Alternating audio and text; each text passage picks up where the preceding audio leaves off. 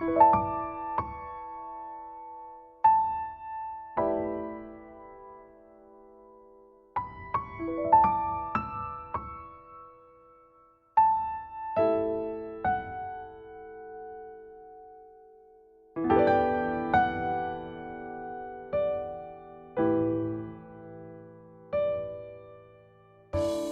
to the Flourish with Neural Retraining podcast. I'm your host, Madeline Lowry, founder of Twin Cities Neural Retraining and a certified MAP method practitioner specializing in anxiety, depression, and chronic health conditions. Join me for episode 57, where we talk with my client, Geri Destasio, about the MAP method for chronic pain and food, chemical, and environmental sensitivities. She describes her experiences with the MAP for Sensitivities Program and how working with the program differs from live sessions over Zoom. You will hear how she used the program for food sensitivities first, and then her environmental sensitivities, and how the chemical sensitivities resolved on their own. This is an important point because as we retrain the brain for one type of sensitivity, it increases tolerance across the board. I'm grateful to Geri for having this conversation with me because she is an older lady. She's in her 70s, and she has a significant trauma history starting from childhood. Both of these factors indicate a more complex, longer road to recovery. I hope her story inspires you because if Geri could eliminate nearly all of her sensitivities, you can too. As always, we must disclaim that the information we share in the podcast is for educational purposes only. As MAP method practitioners, we do not diagnose or treat disease. Instead, we work with the person and the personality to optimize health. Now, let's hear from Geri.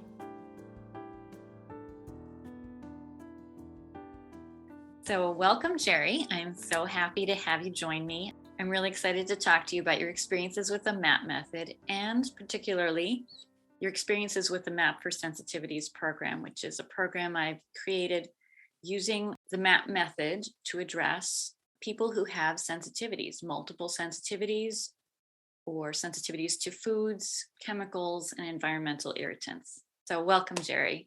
Thank you for having me. So let's get started. I wanted to hear a little bit about how you heard about the MAP method and what made you decide to try this new method. I've been working with a functional integration nurse practitioner through the Penny George Institute. And so about a year and a half ago, she said, I just was introduced to something new that I don't really know much about. She said, but I thought maybe you might like to try it.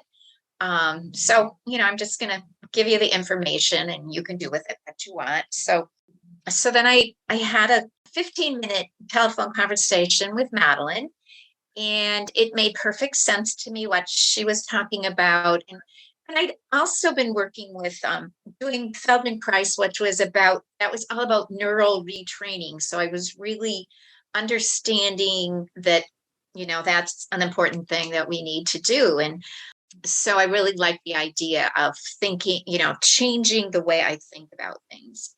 And the more I do this, the more I understand that that's really the key to all of it now, because I've been doing a lot of work, having had chronic pain issues for 45 years.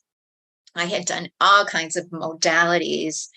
But this has been a piece that has really helped me so much, just to become in touch and aware of all of the thought processes that keep me stuck, and I'm sure all of us, and how we do our life. I mean, we have these messages in our brain and they play over and over, but we also have these messages in our bodies that are so stuck, that keep our brains stuck there, is what I'm really, really, really learning a lot about. That has been really helpful, especially the emotional piece. So it's been really, it's really fabulous. It really is. Yeah. So thank you, Madeline. I was just going over some notes that I've written during this whole process, and many times I have, thank you, Madeline. Thank you, Madeline. I hope I've said that to you, Madeline. Yeah. Yes. Thank you for all of that, because we started out doing some one-on-one map sessions over Zoom, and I think we did about 4 sessions together before you started the Map for Sensitivities program.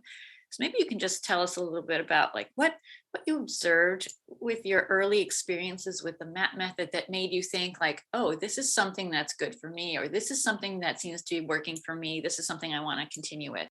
What positive experiences did you have in your first few sessions? I think that it, so I really enjoyed the map on the go. I mean, each session was powerful in itself, but then map on the go then gave me the tools that I needed to keep myself in that place of being more balanced, more centered, um, more like if I had pain, if I would go do map on the go for pain and get rid of it instead of, so what I have learned, and I kind of knew, but I'm learning it at a deeper level, is that, once it starts, like once the pain starts, once my thyroid imbalance would start, I would just like become more and more anxious, really. I guess now I'm just realizing how much anxiety I've been carrying in my body, and it feeds the whole pattern of the cycle of all the stuff I've been doing for so many years. So, so the map on the go just like instantly takes away that thought process. So I'm always thinking, why is this happening? What's happening? What do I need to do? How can I fix this? You know what? And I can't, I mean, that just really sends me into a spin, and it makes it worse. So I just am chronically keeping myself down under, so to speak, is what it feels. I mean, what I know now. And um, so I think that's, that piece has been just to be able to stop and see what I'm thinking, where my thinking process is going at the moment when it starts, like, um, and then to do a shift in whatever I need to do. Maybe sometimes I will go and I'll listen to um, map on the go for inner peace. Sometimes I'll do it for intentions. Sometimes I will. Uh, Sometimes if I'm just tired in the afternoon, I do the. Is that one called? It's not refresh. It's called Recharging. recharging. Yeah, I love that. That was one of my favorites. And the one before bed, I almost always do the inner peace and the one for sleep. So those were very beneficial for me after, when I would do a session, and to have that reinforcement. I think I've done a lot of this work in, in different ways over the years and think, okay, now I'm got this, I'm getting better. But then something just, sends you down a path, and then off you go again. So I think what has been most helpful for me has been the Map on the Go tool that I just have used for over a year now regularly, to help me stay focused on the important stuff. I'm a person who can deeply like be flying off into the future, going, oh my gosh, why did I do that? And it's all about just being here now and being aware of what you're thinking, what's feeding all of your stuff, your emotions, whatever, right in this moment. So yeah, it's it's an interesting process. Yes, yes. It is a process, right? It's an Right. unfolding process. And as you said, you've struggled with these things for decades, it's going to take some time to unwind all of that, right? And that's okay. That's why we have all these tools. So you mentioned Map on the Go, and I think I want to just explain a little bit about what that is. So Map on the Go is actually a simple instruction you can give yourself once you've been initiated to the MAP method. It is like a simple one sentence instruction that you give your own superconscious mind. When an emotion, a negative thought comes into your mind, or emotion, or a symptom starts. So you can use that, and that is a tool that I give to everyone after their first MAP session. After your second MAP session with me, you get access to MAP audio files that I've recorded for my clients.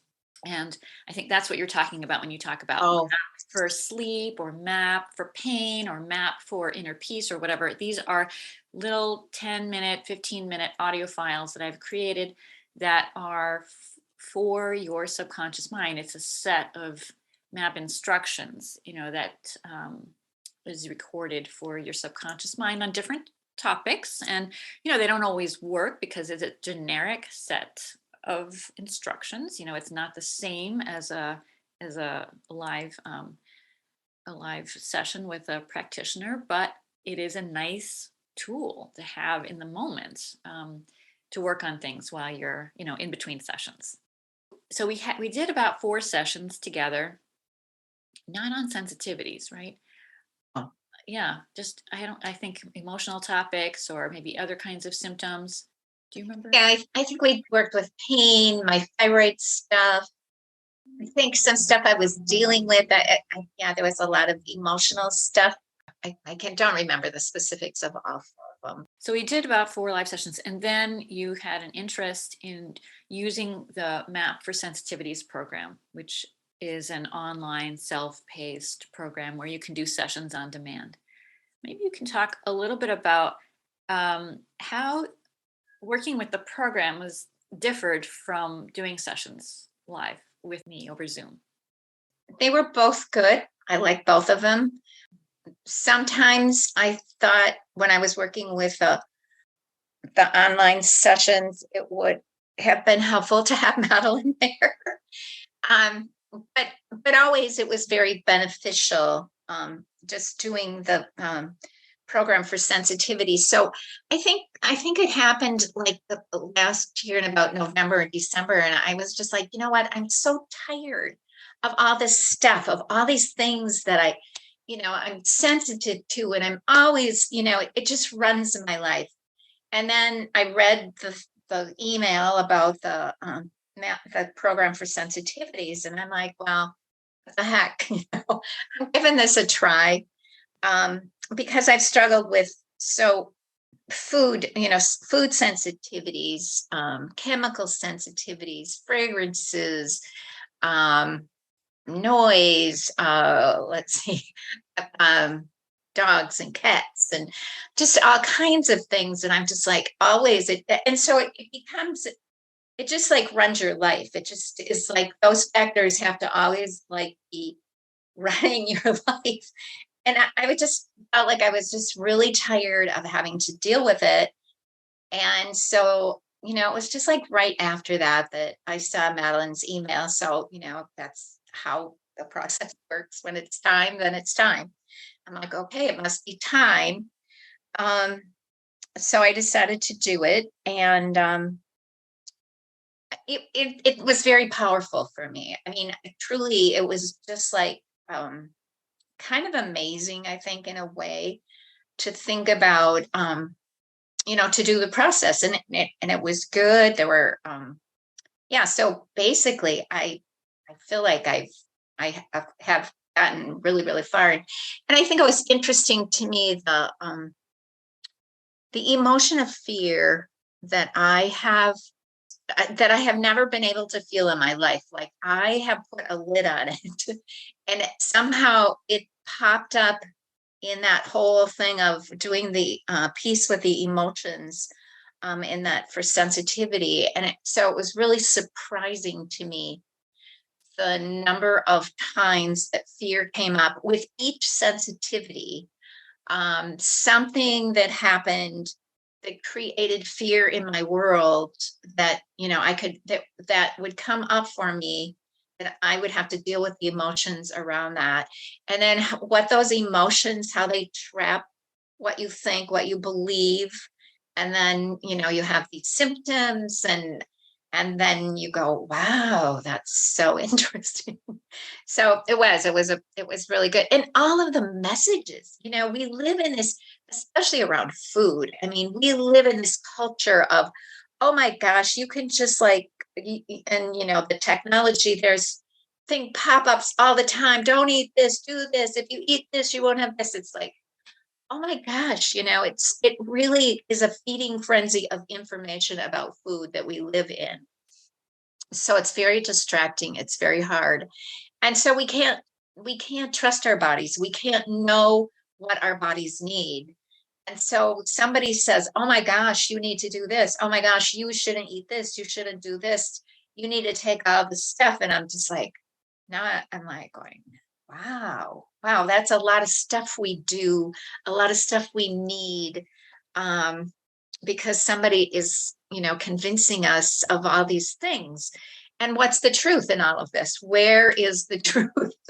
So that was always felt like it was big for me. Like, what is true? And what is true about this? Why do I think this? Why do I feel this? Why do I need to do this? So yeah, was a lot of freedom that happened. And I don't know. Am I answering your question, or am I way going in a new direction? I feel. Oh, this is fine. Yeah, no, I understand everything that you're saying. Yeah, it is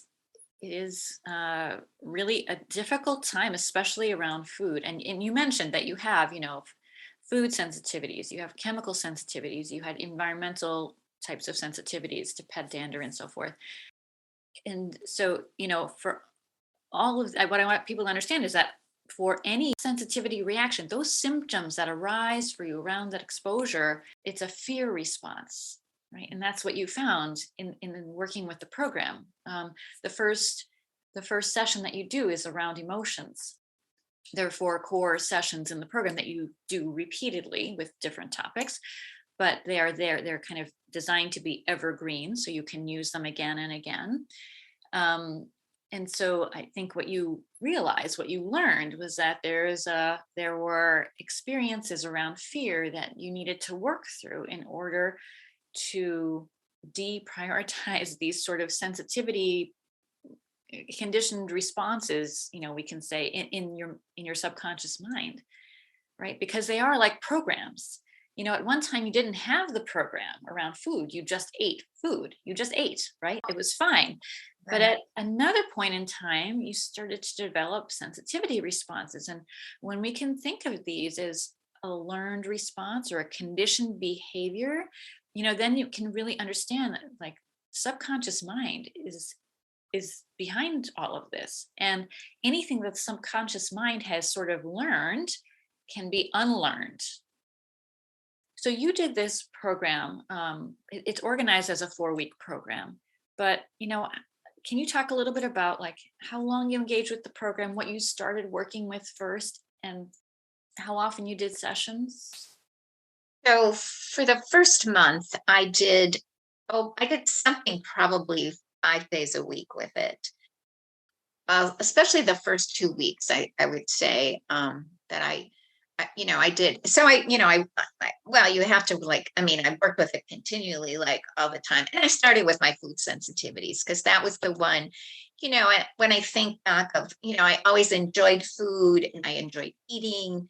And it almost came to the point where it was running my life. Like, you had to think about everything you were going to eat, everything, could I go to this restaurant and was there going to be something for me to eat? Did I feel safe? Did I feel, and it really takes over your life. It really becomes way too consuming. And it's just not fun. It's just not fun to, to eat.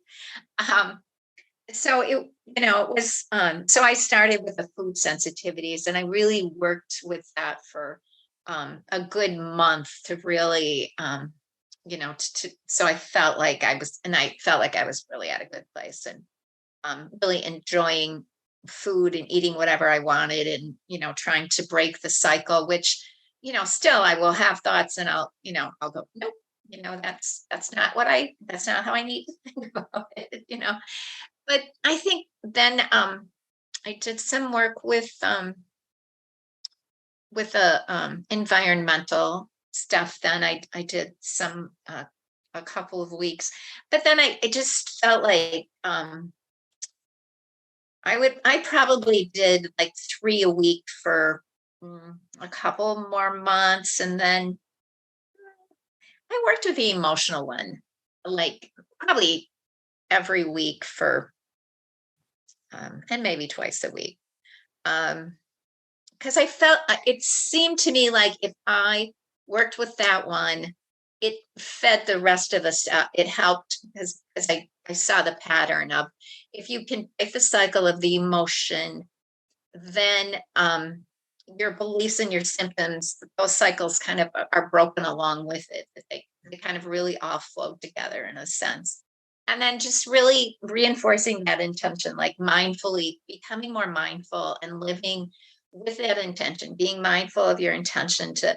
And so my intention just became to be free, um, and to trust my body. So in one of the healing meditations on the in the audio program, um, the idea of being deeply present, relaxed, and full of peace became kind of my mantra for my working the program, so that if when I could just like and deeply present was my thing that I have the hardest time with, because my brain just goes flies all over the place. And so it's kind of like raining in your brain, really, as what I, what has been the work of it. And it's so good because then you have so much more peace if your brain is raining. So now really, so then I work at just really, if I have a thought that comes up in or an emotion that comes up, oftentimes it starts with an emotion, which I'm not sure that I ever, looked at that piece of it before. But, um, if an emotion arises, instead of like going full fling in my brain with what, all of this chatter, I go, no, just be with your emotion. Just let it be, feel it so you can let it go. So letting go is the other big part of the process. And those have been my words for 30 years. And I still feel like I have so far to go. I'm almost 75 years old and I'm still doing the same stuff. I keep saying. So it's lifelong. I mean, now I say, okay, it's lifelong, and thank you for the process, and just embrace it wherever you are and do the best you can with it, whatever you have. I mean, that's all we can do. And so, it's now here I'm going. I get carried away, and then all of a sudden I go, what am I supposed to be answering? That's okay, sure. So you were helping us understand how you use the program. And you were saying that you worked on foods first, and then you started to work with more of the environmental irritants. Did you ever focus on the chemical sensitivities in Um, particular, or did you those know, get better? yeah, I think, I think that was a harder one. There wasn't specifics for me, but I just feel like that just kind of in the process, it kind of has resolved. And, I just would have so many moments of going, I was sharing with Madeline the other day that I went to Fleet Farm one day, and I never go to Fleet. I've never gone to Fleet Farm. I walk in the door at Fleet Farm and I can't breathe, right? Because I'm sensitive to all that environmental. And for some reason, that's always been a big, smelly place for me. And I was in there and I started laughing. I'm like, oh, I'm just walking around Fleet Farm. What am I doing at Fleet Farm? I was laughing. It was funny. I really laughed the whole time I was in there. And I went to church on Easter. This is another biggie that stuck out for me, that stuff you don't remember or think about, fortunately. And so Easter lilies have always been just a big thing trigger for me. So I'm sitting in church, and I'm sitting there and I started laughing. I'm like, oh, look I'm just like sitting close to these Easter lilies, and I'm just fine. And then 2 minutes later, my daughter leaned over and she goes, Mom, aren't these Easter lilies bugging you? I said, nope, I'm just fine. And she's like, oh, okay. It's just kind of surprising. It was surprising for me. It was surprising for her, because you forget. And now, when I when I go, my friends all have animals, and now I can go to their house without saying, "Oh my gosh, I have to take some medicine so I can breathe while I'm in their house." And it was just like, I mean, it's just a relief not to have to think about all that stuff, to be able to let it go and just say, wow, okay, thank you. Yep, this is, I remember myself always saying, well, how do other people do that? I don't even get how you can just do that. And so I'm like, okay, thanks. Yeah, I did need to learn about that. Yeah. What used to happen to you when you smelled Easter lilies? Oh my gosh, I would have to leave. I mean, I'd have to get up physically and leave. I really could not breathe. It was just like my eyes would burn, my throat would burn, um, my eyes would water. I would just be congested. Yeah. So I mean, really big reaction. I would like get up and leave. So I was like, I didn't even think about it, and I'm like, oh, yeah, look at yeah. So yeah, it's pretty profound, really. It's pretty big what can happen. And so, It's what good. food sensitivities did you have when you started the program? What was that like? So gluten was big. Dairy, I was careful, but I wasn't always, it wasn't huge.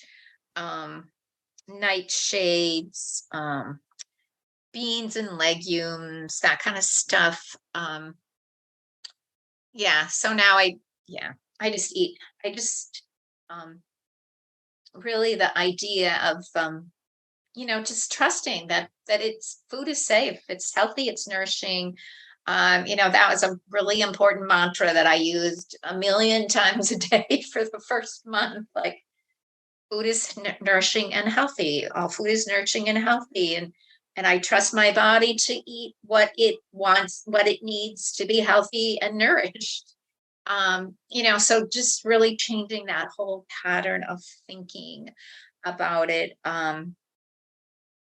Yes, so I went to Hawaii in my second month, and it was hard for me to work the program there because I didn't like I mean, it was just takes too much time and energy emotionally even to do it. And I just wanted to relax and enjoy being there. But I found that, I ate all of these croissants that were filled with this yummy fillings that we bought warm at the farmer's market. And I'm like, oh my gosh. So that was my reward for all of my hard work that I've been doing. Yeah. Was So eating those. after a month, you were able to eat gluten again without any symptoms. Yeah, it was just so fun. Yeah. Yeah. And what were the symptoms before? Oh, I would get like an immediate stomach ache if I even put something in my mouth that felt like I'd be spitting stuff out like, oh my gosh, I can't, my body does not want this. So my body became that insistent upon not, putting it, that fearful. That's really what I should say. That fearful of putting it in. And then I think it was another part of it that was difficult for me is that, I have family and friends that are all gluten intolerant or have all these intolerants. And so then I almost didn't want to say out loud, well, I can eat that because, then I was like, okay, what am I saying to them? What do I do? How do I do that? That was another huge piece, emotional piece that I had to say, no, I have to trust what my body is doing and what I have done and the work I've done to get here. And yeah, this is the truth and the reality of my life now, and it's good. Um, so yeah, and mostly people don't really want to hear too much about it. The fact that you retrained your brain to Yeah, not be sensitive. Oh, yeah. I think all in our own time, whenever each one of us is ready, and that's what I know. From all of the work I've done, I know that's truth. And so, yeah, it's just, little nudges along the way. And when we're ready, then what we need comes to us. And then we do that piece and then we keep going on and see what happens next. yeah. So how long did you work with the program and what were you doing? What were you working with, like say after the food sensitivities were resolved? Well, I often used the emotional one. Like if I had an emotional trigger, that would be the one that I continued to use that probably on. It would kind of depend on what was going on. I was having some physical issues in my body. A death of my aunt that I was taking care of. All kind of happened end of or in April into May. So when somebody dies, there's a lot of emotional pieces, there's a lot of history, there's a lot of stuff you have to do. So I use that emotional piece, and the beliefs, too, often through that whole month of May. um, and then coming into June, probably for about the last month. So I had the program for 6 months. I would say the last month when I would go to it, I didn't feel like it was as beneficial. I couldn't quite. I didn't have things I could plug into what was, what you were saying. so, so then so then you kind of know, okay, well then I guess I'm done with this for now. But um, yeah, so it's been good. It's been good. It's been very freeing. I had a lot of lovely images that I received that are very nourishing, like the food. The food one. So I think that Madeline says something about remember, think of something that you really enjoyed eating.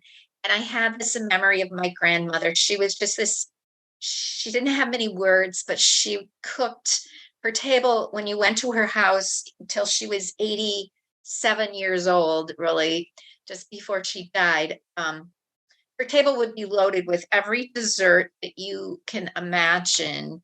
She always, that's the way she showed love, is her food. And she loved to bake, and she was such a good cook. And so her food was always so nourishing. And it was because of the love. That was then the memory that came for me, is that deep love. And she would give you a hug and she'd just kind of chuckle as she hugged you, and you felt really loved. And that memory came for me with that food. So that was an important healing part of the memory then of, okay, this is what food is about. It's about loving your body, loving yourself, loving other people. That's what we do with this. So that was a beautiful image that I had from that session. When I was doing the one with the environmental stuff with animals, and I had this memory. So we had a horse when I was growing up that only the kids could ride. It wouldn't let adults on it. And so I had this visual of just being on that horse and just going galloping full blast on that horse, like the sense of wow, being cleansed and free. And then the next day I had a visual. I was and I don't know where this came from, but it's really the one that I use all the time. I'm standing up in the top of this mountain out on this precipice, and I'm just standing there, and it's like, okay, can you trust? Can you trust enough to step off? And I did, and I was free. I was floating and free. And it was a super, super great image and feeling in my body, like I could fly almost. And so I have that memory in my body. So now when I get stuck and I can feel myself not trusting, then I can go there and I can put myself on that precipice and say, okay, can you trust? So trust has then become the thing that I realize that it is such a huge part too. So, feeling the emotions, letting it go, and then trusting, which I'm still working on, as Madeline could tell you. Mhm. Yeah. Yeah. So, do you feel like the program was effective for all of these categories of sensitivity that you had?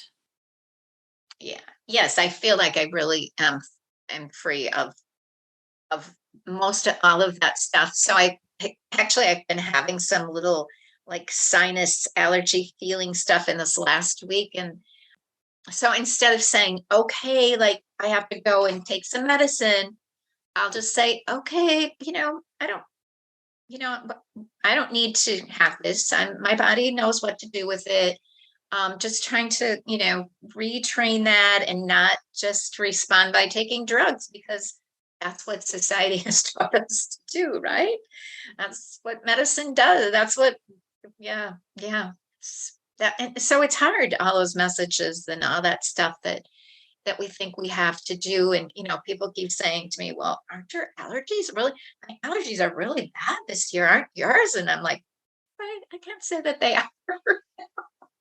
So yeah, yeah. So lots of really good pieces that I have received from doing this.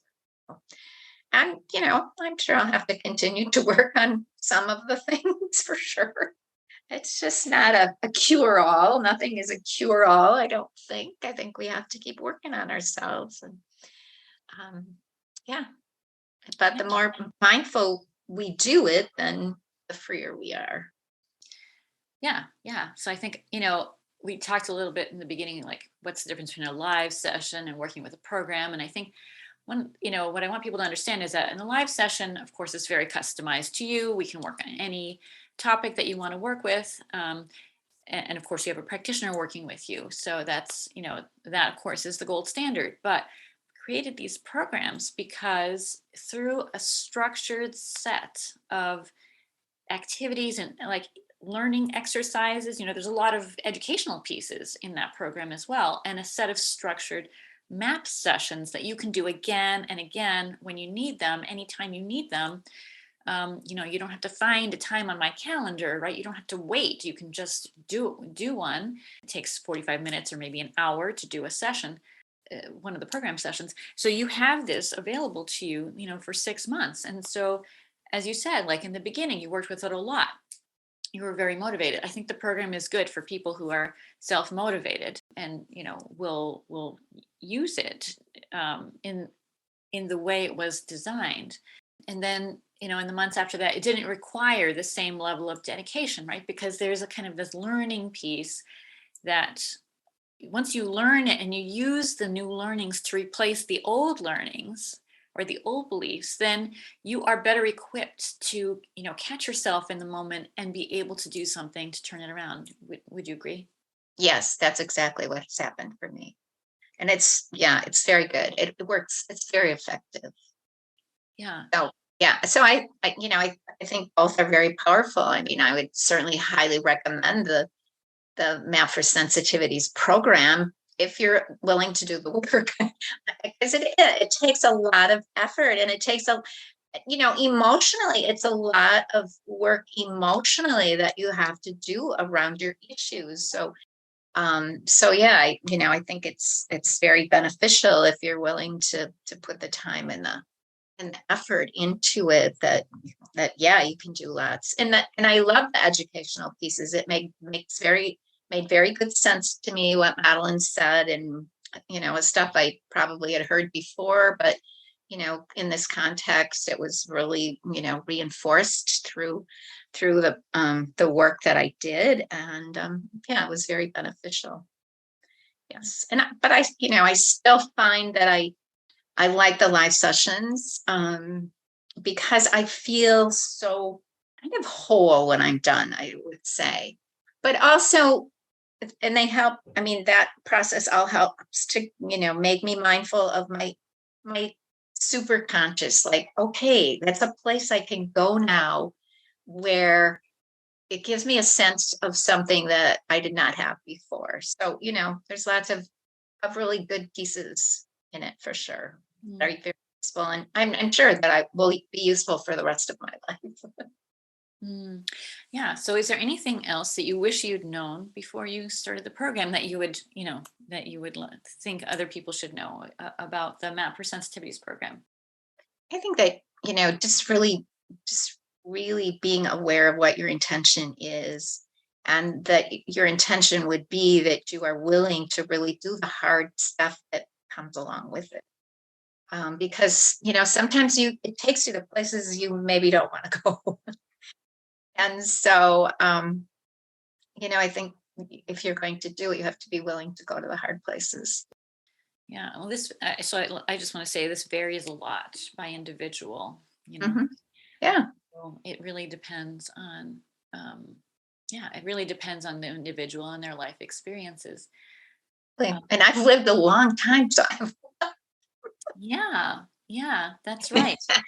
that's why I think if people could do this when they're younger, they Yeah. don't have so much baggage. So I say, go young people, do this while you're young, so you don't have the baggage, and you can, it can be easier. I Hopefully. think you're absolutely right. I do think that younger people rewire, they can retrain their brain Sure. Of faster, course. right? Doesn't that make Oh sense? yeah.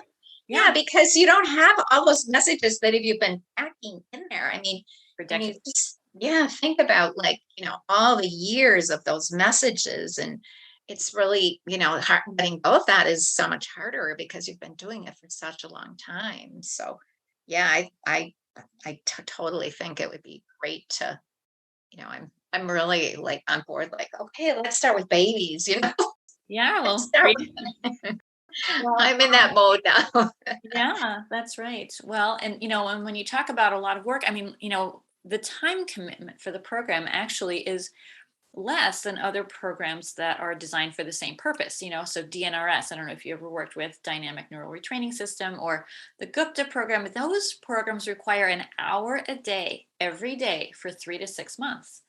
So this is less time consuming, and I do think it achieves results faster.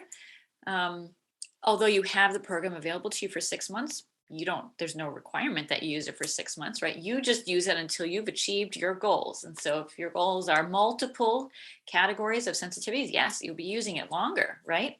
Right. If you just have maybe one severe sensitivities, you might be done in a month or 6 weeks or whatever. I mean, it's totally it's like I said before, it's very individual. But for someone with multiple sensitivities that has had them for some time, yes, I think you can expect to be using the program for months. But that, generally speaking, if you do the program at pace, it's 3 sessions a week, about an hour each time. There are other audio files that you can listen to, but they don't require that you put everything down. You can listen to them while you take a walk. You can listen to them while you're answering emails, doing work, reading, whatever. And so you can kind of fit them into your daily routine. Yes, I put them on I put the audios on my iPad while I'm reading my book. Yeah, yeah. So yeah, so it's not a big time requirement in the same way that maybe some of the basic neural retraining programs require. So yeah, I just wanted to make sure people understood the difference. This is an advanced neural retraining program. It works directly with the subconscious mind. The other programs, you're trying to use your conscious mind to rewire your subconscious mind, and that, by definition, that's going to just take longer. It's a longer process. Does that make sense? And that's what I think I really like about it is I really have a sense of that even after my first session, how much that I didn't have to think about things. I could just be rewired. And then it made a whole difference in my whole body.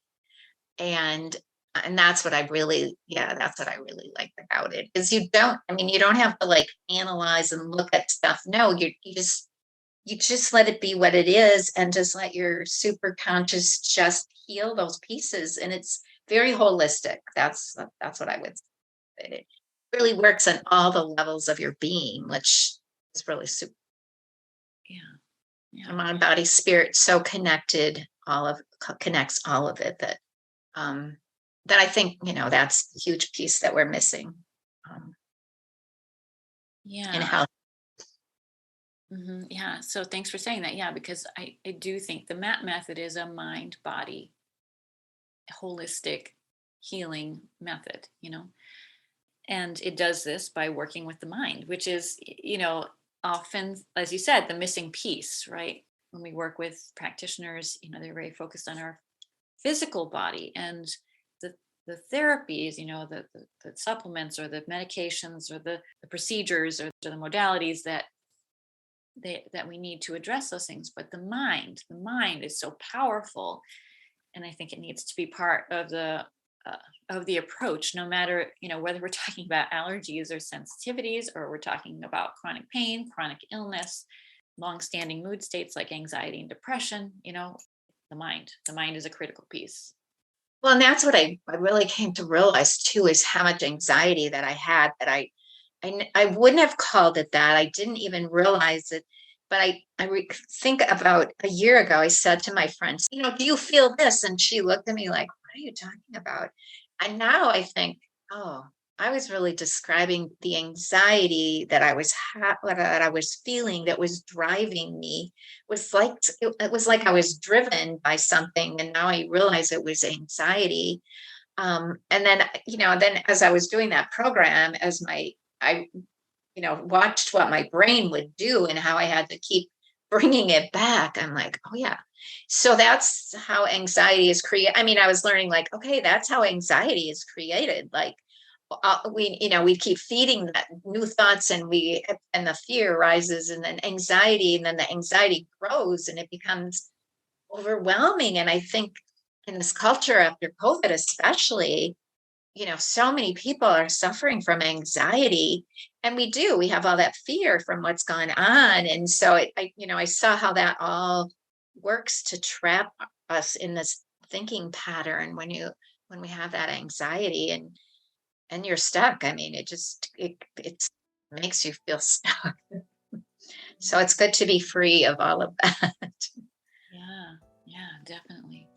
Well, Geri, I really want to thank you for taking your time to meet with me today, to have this conversation, to share your experiences with the MAP method as well as the MAP for Sensitivities program. I think this is really an important conversation for people to hear. So I thank you for joining me. You're welcome. Thanks for joining us for the Flourish with Neural Retraining podcast. Please listen again, and remember to follow us and leave a review on iTunes, Spotify, Amazon Music, Google Play, or Stitcher. Check out our free courses about the MAP method and how it works, and how we use it for mind-body healing at mapforhealth.us. Or to schedule a MAP session via Zoom, please visit mindremapforhealth.com. Until the next time, be well and flourish. Content of this podcast copyright 2022 by Twin Cities Neural Retraining. Music by Barbara Ben.